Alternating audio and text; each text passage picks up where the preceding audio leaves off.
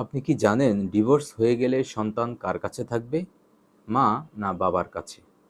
বাংলাদেশের আইন এই বিষয়ে কি বলে? আজকের ভিডিওতে আমরা জানব ডিভোর্সের পর সন্তানের হেফাজত নিয়ে আইনের অবস্থান।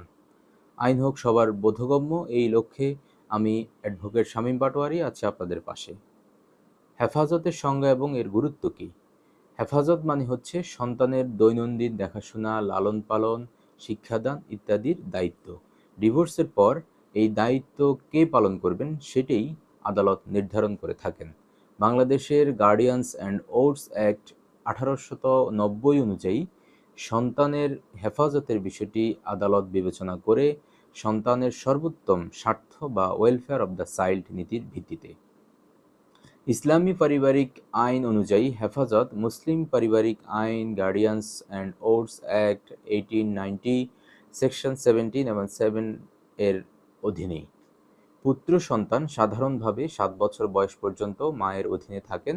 এরপর আদালত প্রযোজ্যতার ভিত্তিতে সিদ্ধান্ত দিয়ে থাকেন এবং কন্যা সন্তান হলে সেক্ষেত্রে বিয়ের উপযোগী হওয়া বা প্রাপ্তবয়স্ক হওয়া পর্যন্ত মায়ের অধীনে থাকেন।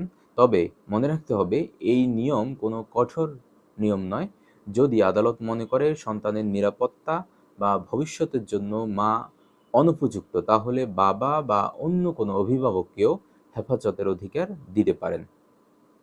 বাবা বা মা যেই হোক না কেন, হেফাজত কে পাবেন সেই সিদ্ধান্তটি আদালতই নির্ধারণ করে থাকেন। সিদ্ধান্ত নেওয়ার ক্ষেত্রে যে সকল বিষয়গুলো বিবেচনা করে থাকেন তার মধ্যে অন্যতম হলো সন্তানের বয়স এবং লিঙ্গ, বাবা মায়ের আর্থিক এবং সামাজিক অবস্থান, বাবা বা মায়ের পুনরায় বিবাহ করেছেন কিনা, সন্তানের ইচ্ছা, অর্থাৎ যদি সন্তান বয়স বেশি হয়ে থাকে সেক্ষেত্রে সন্তানের ইচ্ছেকেও প্রায়োরিটি দেওয়া হয়ে থাকে। কেউ সন্তানের প্রতি অবহেলা বা নির্যাতন করছে কিনা সেই বিষয়টিও আদালত বিবেচনায় নিয়ে থাকেন। অর্থাৎ এই আদালতের সিদ্ধান্ত নেওয়া সেই বিষয়টি মূলত এসেছে গার্ডিয়ানস অ্যান্ড ওর্ডস অ্যাক্ট 1890 এর সেকশন 17 এর যে একটি নীতি রয়েছে সেখানে বলা হয়েছে the welfare of the minor shall be the Paramount consideration. অর্থাৎ শিশুটির জন্য যেটি কল্যাণকর হবে সেটি হচ্ছে বিবেচনা করেই আদালত সিদ্ধান্ত গ্রহণ করবেন। আদালত কিভাবে আবেদন করবেন সেই বিষয়টি আমাদের জানা দরকার। যদি আপনি সন্তানের হেফাজত নিতে চান, অর্থাৎ কোনো সন্তানের কাস্টডি পেতে চান, তাহলে আপনাকে ফ্যামিলি কোর্টে গিয়ে হেফাজতের আবেদন করতে হবে। আবেদন করার সময় আপনাকে অবশ্যই শিশুর জন্ম সনদ এবং আপনি আবেদনকারী হিসাবে আপনার এনআইডি কার্ড এবং আপনার সাথে এই শিশুটির সম্পর্ক কী সেটি পরিষ্কার করতে হবে। এবং আর যে বিষয়গুলো আর্জিতে আপনাকে উল্লেখ করতে হবে সেটি হচ্ছে আপনার সাথে শিশুর সম্পর্ক এবং আপনার আয় বা চাকরির প্রমাণপত্র এবং আপনার কাছে শিশুটি কেন নিরাপদ সেই বিষয়টি স্পষ্টভাবে উল্লেখ করতে হবে।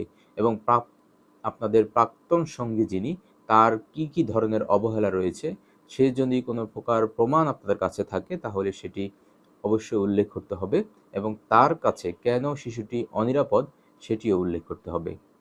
এবং আপনার বাসস্থানের নিরাপত্তা এবং পরিবেশ এর একটি সংক্ষিপ্ত বিবরণ দিতে হবে।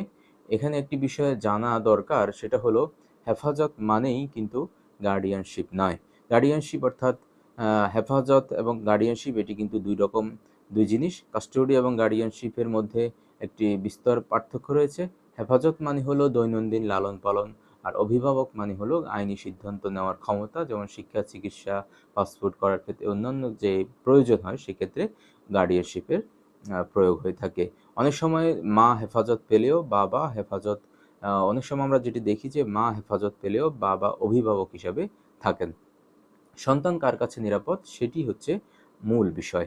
বাবা মায়ের মধ্যে কে ধনী কে শিক্ষিত এসবের চেয়ে বেশি গুরুত্বপূর্ণ বিষয় হলো সন্তানের মঙ্গল ও নিরাপত্তা। আদালত সেই পক্ষকেই হেফাজত দিয়ে থাকেন যার কাছে সন্তান মানসিক, শারীরিক ও সামাজিকভাবে ভালো থাকবে।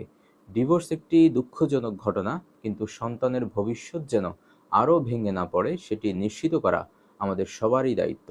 আপনি যদি সন্তানের হেফাজত নিয়ে চিন্তিত থাকেন তাহলে একজন দক্ষ আইনজীবীর পরামর্শ নিন এবং আইন অনুযায়ী পদক্ষেপ নিন। আজকে এ পর্যন্ত, সবাই ভালো থাকবেন। আসসালামু আলাইকুম।